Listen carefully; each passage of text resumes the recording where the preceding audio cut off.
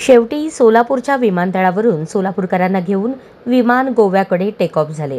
हा सोहळा हजारो सोलापूरकरांनी आपल्या डोळ्यात साठवून ठेवला.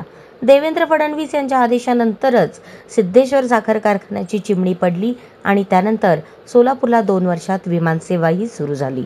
विमानसेवेच्या उद्घाटन कार्यक्रमाची भारतीय जनता पार्टीच्या वतीने जोरदार तयारी करण्यात आली होती.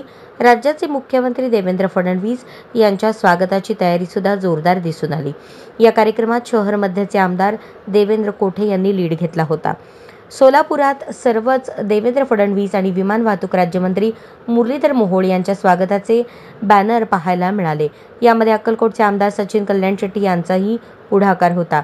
या सर्व बॅनरमध्ये स्थानिक आमदार विजयकुमार देशमुख, आमदार सुभाष देशमुख, आमदार समाधान अवताडे यांच्यासह जिल्ह्याचे अध्यक्ष, शहराध्यक्ष या सर्वांना स्थान देण्यात आले होते. कार्यक्रमाच्या ठिकाणी सुद्धा देवेंद्र कोठे यांच्या मर्जीतीलच कार्यकर्त्यांचा वावर जास्त दिसून आला. एकूणच कार्यक्रम आणि त्याचे नियोजन पाहता आमदार देवेंद्र कोठे यांनीच मार्केट मारल्याचे पाहायला मिळाले.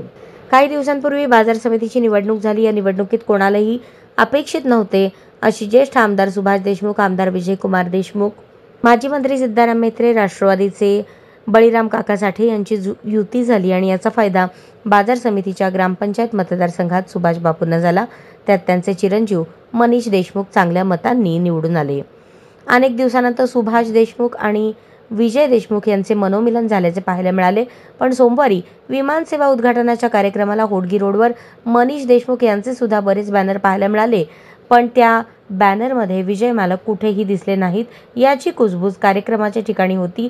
पण काही कार्यकर्त्यांना विचारले असता बहुतेक बाजार समितीच्या पूर्वीचे असे फिक्स डिझाईन असेल, तेच गडबडीत त्यांनी लावले असे मनीष भैयांच्या समर्थकांकडून सांगण्यात आले.